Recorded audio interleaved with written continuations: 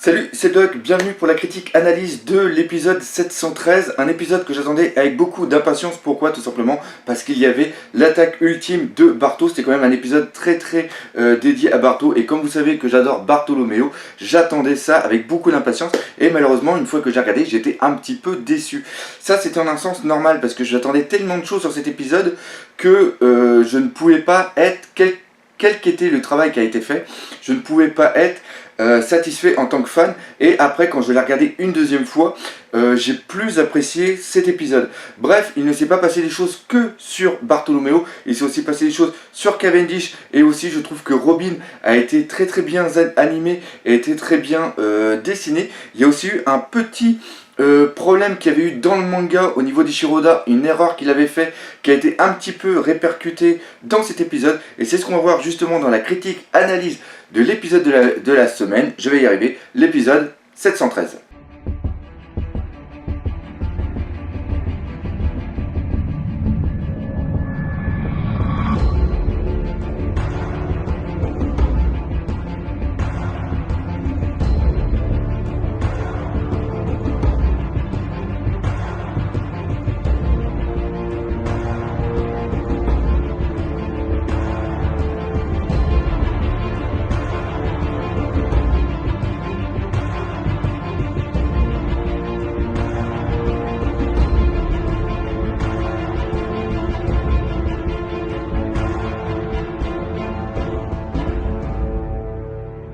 Comme chaque début de vidéo, on va faire le petit parallèle entre le chapitre et l'épisode. L'épisode est le 713 et le chapitre est le 773. D'ailleurs, c'est la moitié d'un chapitre. Et le chapitre date du début janvier 2015. Et là, on est mi-octobre. Donc, il y a à peu près une différence entre le deux de 9 mois. On va commencer par l'une des parties importantes de cet épisode. Comme je l'ai dit, ce n'est pas que Barto, il y a eu quand même un très gros passage avec Cavendish que j'ai vraiment apprécié, et je trouve même que cet épisode met plus en valeur la dualité qu'il y a au niveau des deux personnalités à l'intérieur de Cavendish, c'est-à-dire celle de Cavendish et aussi celle de son, entre guillemets, je dirais, de son démon Akuba.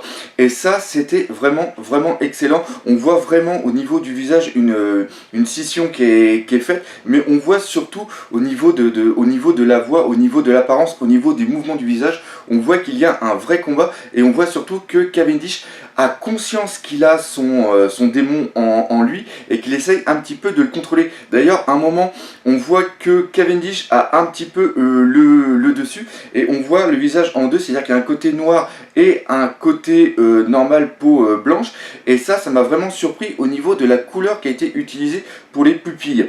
Cavendish, quand il est dans un état normal, il a ses pupilles qui sont bleues, et là, on voit que quand c'est Akuba qui devient complètement mauvais, il a les yeux qui deviennent des sortes de belles fentes qui sont vraiment blanches, il n'y a aucune pupille à l'intérieur. Et là, quand il y avait la dualité entre les deux, on voyait que les pupilles de Akuba étaient bleues, alors que les pupilles de Cavendish, elles, étaient jaunes. Et il y en a beaucoup qui ont remarqué, et c'est vraiment quelque chose qui nous a vraiment frappé aux yeux, c'est le moment de le dire justement, c'est-à-dire que les pupilles jaunes de Cavendish, quand il était dans l'état à peu près normal, étaient jaunes avec un cercle à l'intérieur noir, et ça fait complètement penser aux pupilles de Mihawk.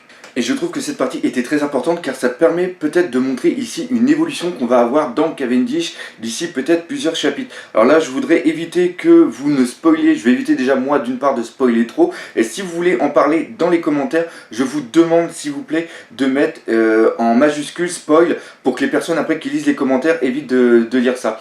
Donc ce qui se passe, c'est que il va se passer quelque chose avec Cavendish, ça on est tous au courant, et ça sera peut-être amené plus tard à le voir dans plusieurs centaines de chapitres. Et pour moi, l'évolution de Cavendish, c'est-à-dire qu'à un moment, Cavendish va pouvoir maîtriser en un sens le démon qu'il a à l'intérieur de lui, qui est Akuba, et ça va permettre, ça va lui donner déjà un visage qui va être un peu plus effilé, avec des yeux beaucoup plus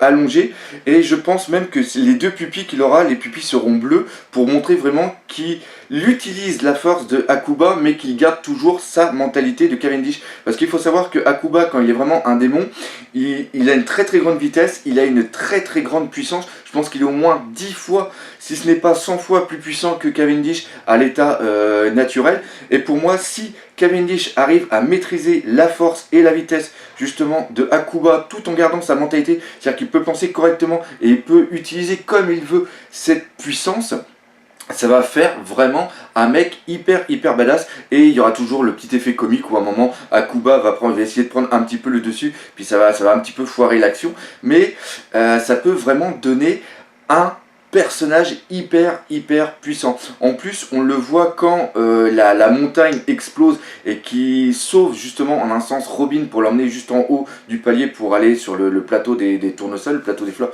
le plateau des tournesols. On voit qu'il a maintenu l'épée pour retenir le coup d'Hakuba, parce que Hakuba lui s'en foutait totalement, il aurait voulu trucider la pauvre petite Robin. Bref, là ça fait quand même penser à beaucoup de choses sur l'avenir de One Piece, et pour ça cet épisode pour moi était assez important. Mais justement, de parler d'un petit peu de Robin, ça va me permettre de parler du traitement qu'elle a reçu dans cet épisode. Un très bon traitement, parce que, je sais pas si vous l'avez remarqué, mais Robin, des fois, elle est un petit peu saccagée. Et ça, c'est vraiment dommage, car c'est un personnage, encore une fois, je trouve, qui a vraiment beaucoup de charme, de charisme, qui est vraiment très belle. Et ça me fait mal au cœur de voir des fois comment elle est dessinée un petit peu à l'arrache. Là, ici, à peu près dans tout l'épisode, elle est bien dessinée, surtout quand Barto s'imagine en train de prendre l'attaque, c'est absolument génial. Et en plus, la fin, quand elle arrive pour protéger Rebecca, c'est absolument génial. La nouvelle attaque, là, on voit avec les sortes de papillons orchidées, les trucs avec les mains comme ça, c'est vraiment génial. Et ce que j'ai vraiment adoré, c'est la manière dont a été fait ce passage-là. La pose est identique trait pour trait à ce qu'on a eu dans le manga. Normalement, là, j'ai fait un petit montage pour faire voir les deux. Bref, ça me fait plaisir quand Robin a ce traitement, et en plus avec ce qu'il va y avoir un petit peu dans les épisodes suivants, normalement on devrait encore en prendre plein la gueule. Et là on va arriver dans l'un des passages que j'ai vraiment tripé à mort, c'est celle de Barto. Encore une fois, j'attendais beaucoup de cet épisode, et en tant que fan c'est sûr qu'à un moment j'ai été déçu, parce que c'est comme vous allez voir un film que vous pensez que vous allez adorer, vous sortez du cinéma, vous dites « Ah putain, ce film était bien sans plus », et quand vous le regardez une deuxième fois, vous dites « Non, vraiment, j'étais un gros con, ce film était vraiment génial ». Et voilà, c'est exactement la même chose avec cet épisode.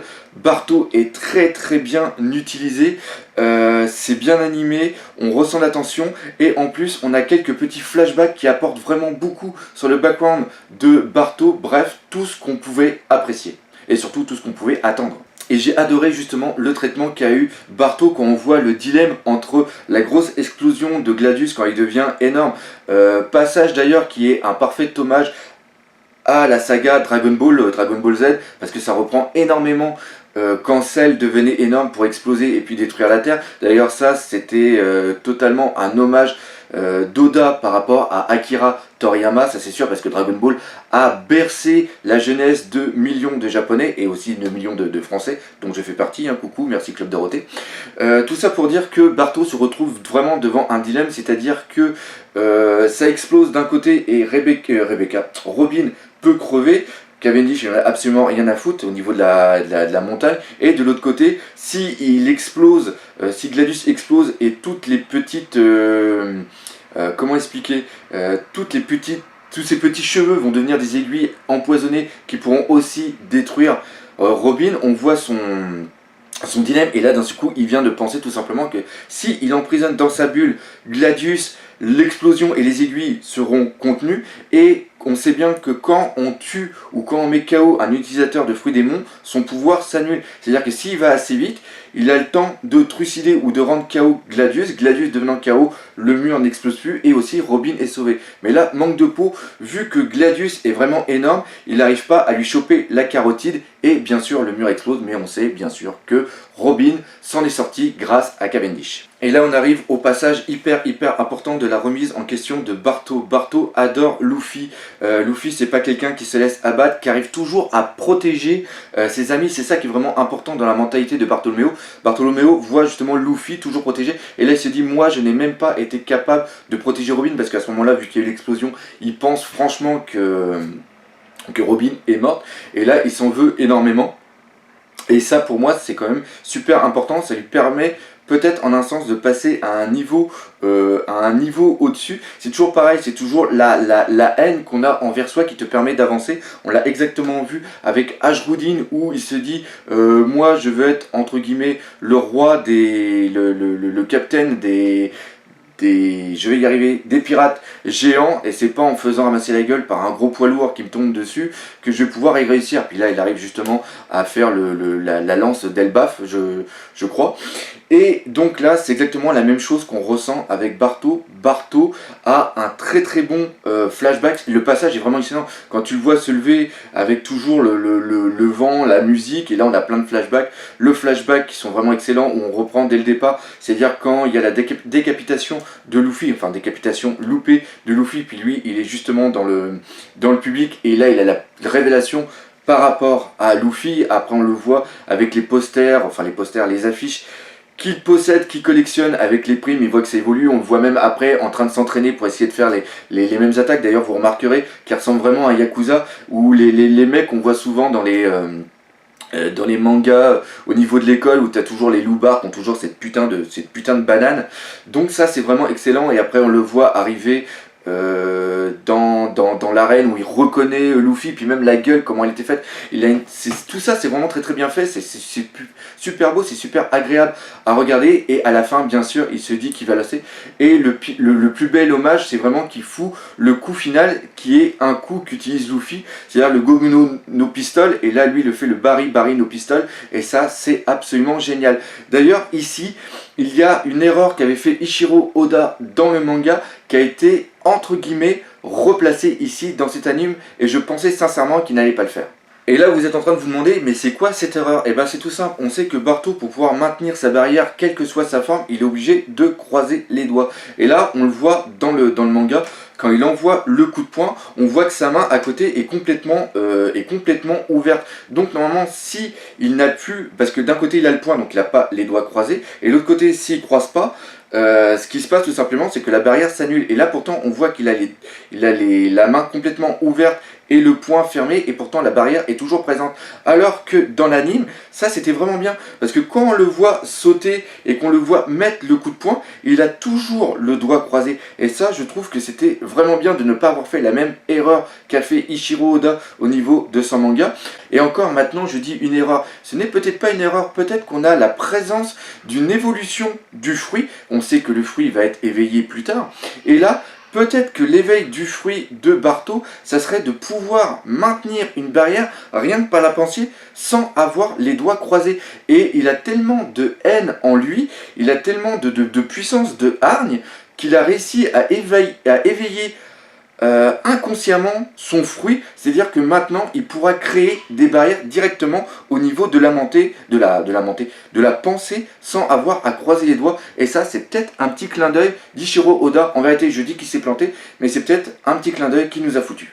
Donc voilà ce qu'il y avait à dire justement sur cet épisode 713, un épisode maintenant avec du recul que j'ai beaucoup apprécié. Comme d'habitude, si vous avez bien aimé cette vidéo, n'hésitez pas à partager, liker, laisser des pouces verts, laisser des commentaires et en parler autour de vous. Et nous, comme d'habitude, on se dit à bientôt pour de nouvelles aventures One Piece. Allez, salut!